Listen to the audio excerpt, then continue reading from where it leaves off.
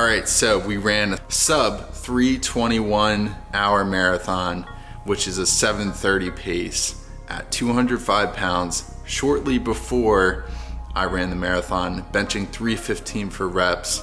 And then 3 months after, benching 405 pounds, and now transitioning into bodybuilding prep. We are stepping on stage in less than a week. This is the current physique. Feeling pretty good, feeling strong, feeling lean, and now it's just time to land the plane and close out the show. So with that being said, welcome to another video. This is gonna be a change of pace. What is harder, marathon training or the preparation for bodybuilding? It's been a huge question that I'm getting tons of recently because I've just done both in the matter of 4 months, 5 months. And I want to be honest with you guys. I'm going to be completely transparent and tell you guys the whole process of both and what you can expect if you want to do both.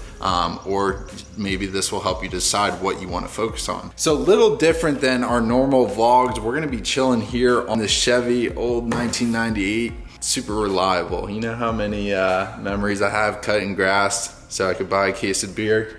A lot. There's a lot of memories with this truck. A lot of stupid shit that I did. It was my dad's, and I definitely, took it out on some back roads and caused some trouble. But we're gonna start this video right here, and yeah, it's gonna be different than the vlogs, but my next video is gonna be showing you guys exactly what a week out on peak week looks like, everything that I'm eating, how I feel and everything. So peak week starts in 3 days, so be on the lookout next for that YouTube video. But today we're focusing on marathon prep versus bodybuilding prep. So basically what I wanna get into is the difference in both. So first I'm gonna start out with marathon training, how to train for it, and how both mentally affected me and physically affected me. And then talking about which I personally think is harder. So to start out, how to train for a marathon. So basically what you do is you titrate up.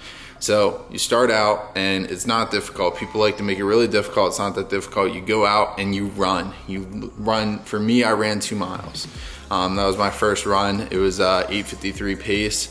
And it took me 4.5 months to run a sub 320 marathon. And I never ran really over 2 miles in my life before that. And I stuck to the plan, and each week I increased the mileage. So the first week I started around like 10 miles a week total. And then I worked all the way up to 50 to 45 miles a week in my peak series of training for that marathon. So just titrating up the mileage each week going into the marathon, and then tapering back those miles right before the race, so my legs were fresh. That's what the training looked like as far as maintaining muscle and keeping on muscle while training for a marathon. Was a lot of it was just training heavy, giving the muscle a reason to stay. I believe if you provide that stress and stimulus on the body, it's going to respond, and it's going to keep that muscle there because it has to in order to survive. That's what evolution is. We were made to hunt and gather. You know, if you didn't have muscle, there was a good chance that you were not going to be able to perform and get that kill. So that's my mentality, and it works for me. So that's how I was able to maintain the muscle. I also eat animal-based foods. I eat high protein. I don't mess around with vegetables. I think most of it's bullshit. All I eat really is, well, I don't think it's bullshit. For me, it's bullshit because the only thing that really digests well for me is carrots and potatoes. Everything else gives me lots of gas. So carrots, potatoes, and spinach occasionally. Those are the only 3 vegetables I eat, but it works for me. And then basically I stuck to red meat, eggs, and I would sometimes eat chicken and tuna, but mostly meat and eggs. So that was my mindset going into the marathon, and ultimately, in my opinion, led me to run such a good race. Was I kept my diet high in protein, nutrient-dense foods, and also training heavy. A lot of people, when they train for a marathon, I remember the day of the race, there were a bunch of people injured, and the big difference I noticed was these people that were injured weren't weight training, because I just think that your bone density and everything just gets frail and just not as healthy when you're not putting that stimulus. That's just my opinion, and I'm putting out the information that worked for me. It may or may not work for you, but I believe it will. And that's how I kept muscle on while training for a marathon, and I was able to bench 315 the day before. As far as my running, as far as like increasing speed and endurance, I would run slow. The MAF 180 method is what I followed, 180 minus your age. That's what I did, and I just ran slow miles. Like during training, I would run like 8-minute miles like consecutively, and I'd barely ever go into the 7s unless it was like a faster run, long run. But most of my long runs were pretty slow, like 8:30, 8:45. And then come race day, I turned up, and I just had that mindset where I was like, all right, it's time to turn on the afterburners, kick on some diesel fuel, and let's get after it. So I turned up and ran, like I said, a 7:30 pace for 26 miles. The first 20 miles, I was like a 6:45, 7 pace. And then, you know, as you get into the marathon, it gets harder. So I did slack off at the end. It was just tough, I'm gonna be honest. Course was tough, wind was tough, but overall I got tired as shit. So that was that. But mentally speaking, the marathon was pretty damn hard, mentally and physically. The nice part is about a marathon, once you mask the task of getting through a run and finishing that run for the day, you're done. So that's all you have to worry about. Like, okay, you have a 6-mile run today. Once you finish that 6-mile run, you're done. So once you finish that run, all you have to worry about working in your weight training at some point in the week. But yeah, like once you finish that run, you can focus on eating good food. You're burning lots of calories so you can eat more, and it's just really enjoyable in that sense. Towards the end, when you're running, for me, 45 to 50 miles a week, which was a lot for somebody that's not a marathon runner, and I'm a bigger person, it became like I started feeling it in my joints. I started like feeling fatigued. I was losing a little bit of strength. God forbid, like if I didn't weight train, it'd be really bad.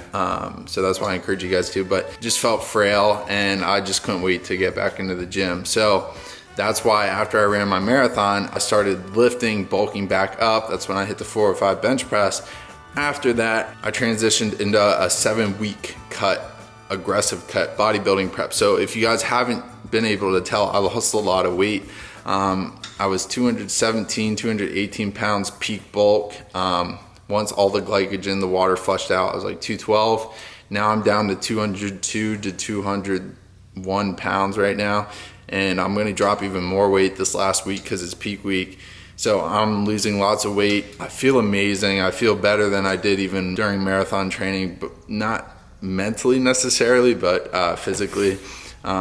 And we'll get into that here in a second. Basically, how I train for bodybuilding, different from marathon training, is I use my running skill to cut weight. Doing the marathon, I increased my aerobic capacity. I was able to burn more calories on my cut because I could implement higher cardio, which a lot of bodybuilders can't do. They don't have the cardio. So I was able to burn tons of fat really fast because I was doing 60 minutes of cardio every single day for the past 7 weeks, which a lot of people can't do. So I used that prior endurance to help me cut weight and also push harder in the gym.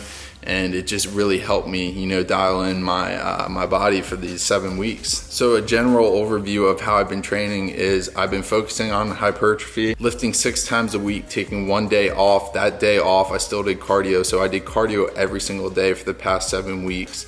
My weight training, I still trained pretty heavy. Mostly I would train heavy in my compound lifts and then lighten up, focus more on hypertrophy, 8 to 12 reps on everything, and 4 sets.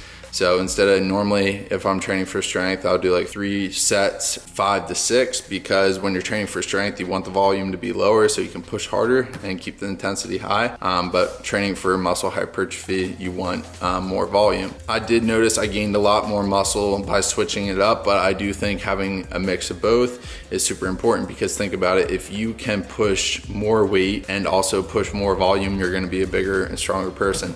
So that's how I believe I really built my physique, by incorporating like a power build approach. So I used that during prep, and then my diet, it changed from marathon training. Marathon, I didn't track at all. I ate whatever I wanted.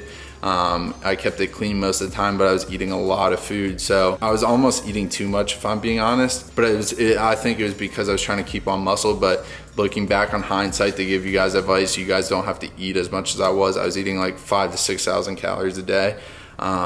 And I was still staying relatively lean. That was due to all the cardio I was doing. With bodybuilding prep, I've been eating majority like 2,000 to 2,500 calories. at 206 to 205 pounds.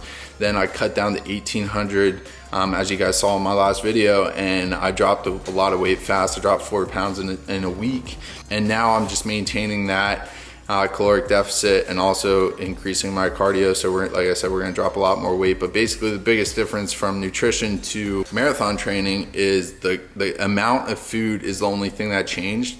And like I said, looking back on hindsight, I wish I would have changed that in my marathon. I think I would have ran a faster race, being lighter on my feet, focusing more on lowering the quantity but keeping the quality high. So I'm still eating lots of red meat, lots of eggs, chicken, tuna, all that stuff. If you focus on the micronutrients, your calories can be lower and you can stay leaner because your body is getting what it needs. So that's what I learned, and this bodybuilding prep has really taught me a lot about my nutrition and my body and how it handles different things. I learned that artificial sweeteners like Diet Coke and shit is really like just, it's bad. Not good for my bowels, let's just put it that way. I don't digest it well, but I found out that my body does really well on a balanced diet. So I eat my almond butter in the morning with my oatmeal, my blueberries, my fruit, and then I'll have my whey protein in that as well. So I'll have that, my protein coffee, and then I have my avocados, get my fats in, and then I'll have my red meat,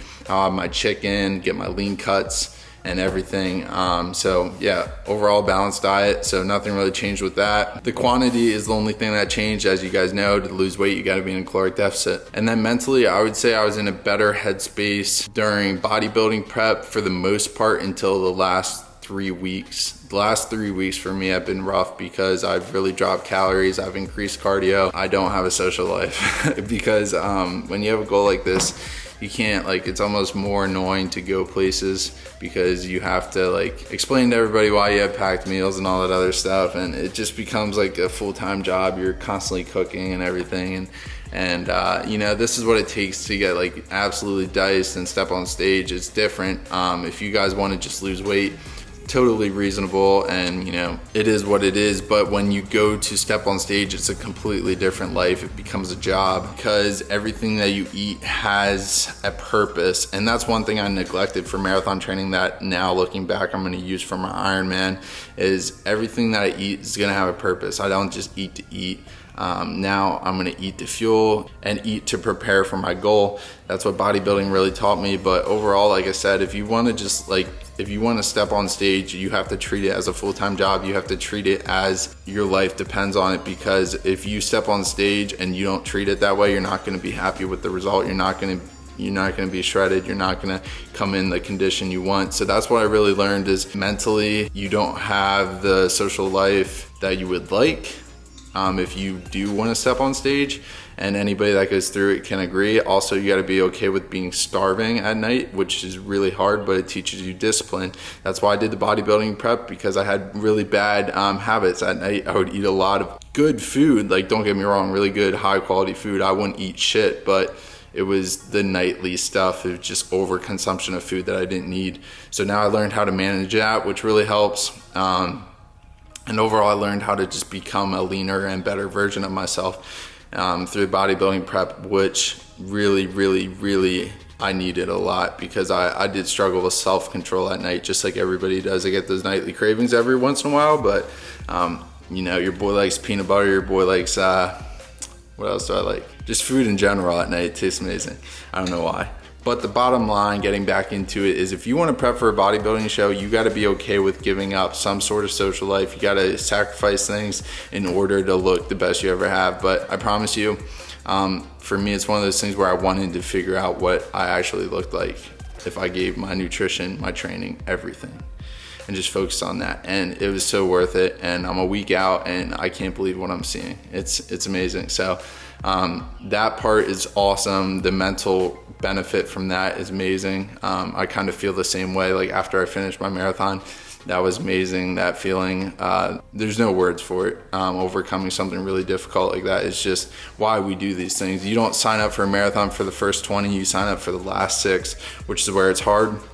Same with bodybuilding, you sign up for not the first 7 weeks of cutting, you sign up for the last 3 or the last week where you're carb depleted, you know, your water's getting cut, everything, like you're literally a zombie. And that's how I feel, honestly. So, you know, it is what it is, but we're pushing through it. And like I said, I signed up for this to learn new disciplines and new levels of pushing myself. But getting to the end of this video to compare the two, marathon training was harder mentally in the moment, whereas bodybuilding prep is harder mentally throughout the entire day. The reason why I said that is because, like I said, after you finish your run, you're done for the day. You can chillax, you can do whatever. Bodybuilding is a 24/7 thing. You come home from busting your ass in the gym, and then you have to eat your certain meals, you have to starve. It's just what it is if you want to step on stage. And that's just kind of one thing that you have to sacrifice, but it's totally worth it if you want to see what you're truly capable of and what you truly look like shredded.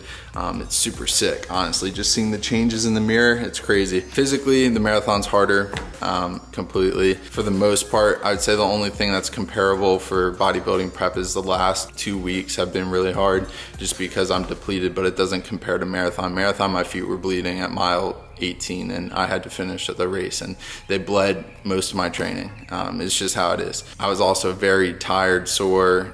It's just, you know, embracing it, like embracing the suck.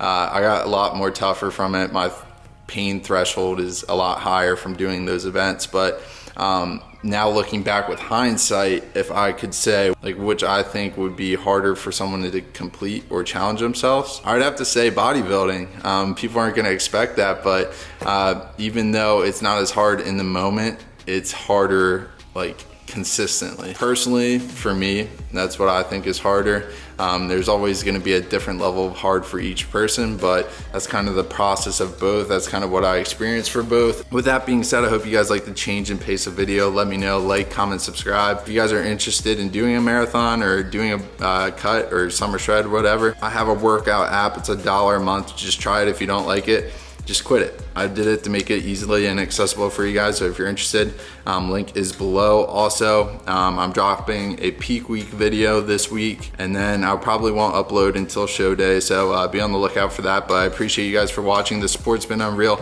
Hit the like button, comment, subscribe, stay corn fed. I'll catch you guys in the next one.